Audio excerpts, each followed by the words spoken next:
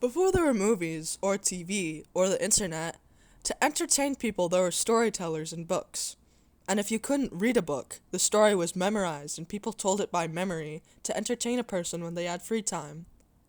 Once Upon a Time is the universally recognized beginning of a fairy tale.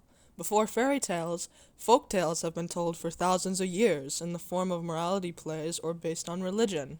The stories of the prodigal son and the good Samaritan were frequently told to introduce morality to children, but fairy tales are like the Wizard of Oz of the story. You're taken out of the black and white reality when you are hearing a fairy tale. It is like when Dorothy's house landed in the Technicolor fabulous land of Oz. Toto, I have a feeling we're not in Kansas anymore. Hans Christian Andersen explores the world of imagination while keeping his intellect.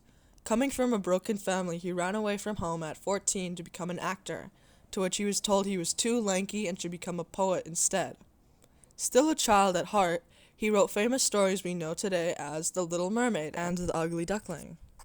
Hans Christian Andersen greatly impacted European literature for years because of his use of language and imaginative themes. People really liked Hans Christian Andersen because he captured their imagination. The new world that appears between the lines and chapters can change how someone views the world by relating to characters or discovering new ideas and having an open mind when it comes to vast expansion of creativity. Andersen's ability to create vivid, fantastical worlds allowed readers to escape into realms where the impossible became possible, fostering a sense of wonder and curiosity which resonated through generations. When Andersen talked about his short stories, his friends said, "Yes, your short stories will make you famous. But in regards to fairy tales that you write down, the stories will make you immortal."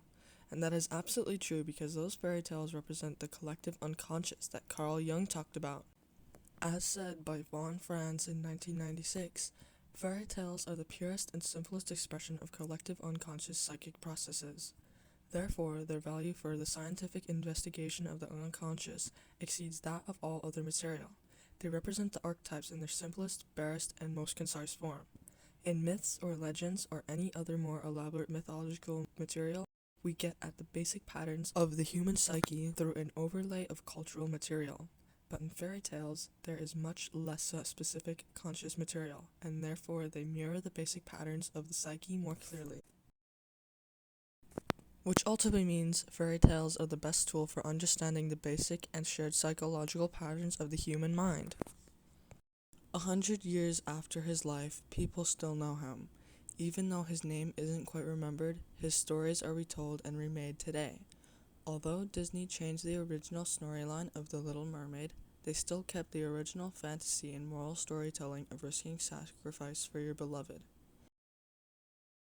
This recreation is what makes Andersen immortal. Take the story Red Shoes for example, written in 1835 about a pair of magical shoes that made a girl dance for days on end. About 100 years later, the timeless fairy tale was made into a movie in 1948, starring Mariah Sher as the Red Shoes girl. The Red Shoes are a symbol for the shadow and Jungian psychology.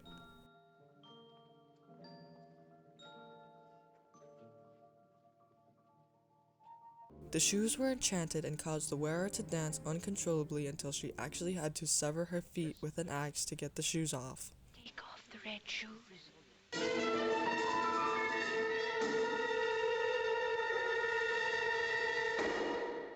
The movie shows the shopkeeper tempting her with these shoes. He jumps with the shoes to make them look like they are doing ballet steps. The ballet shoes end up destroying the girl's life. This movie had special effects that were state of the art at the time. It is worth watching. The symbol of the enchanted shoes is captured from Hans Christian Andersen in the movie because red shoes are visually straight to the point. The color of the shoes in the film is vibrant, and even in The Wizard of Oz, made famous by Julie Garland, those red shoes are pretty much the same as the red shoes American style. Immigrants who arrived in America were allowed to choose someone influential to be made a statue of to honor and celebrate the contributions that have shaped the country.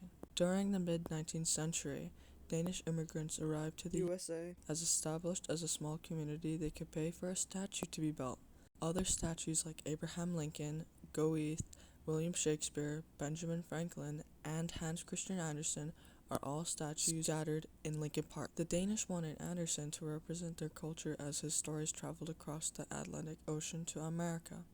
So There He Is by Linkin Park Zoo.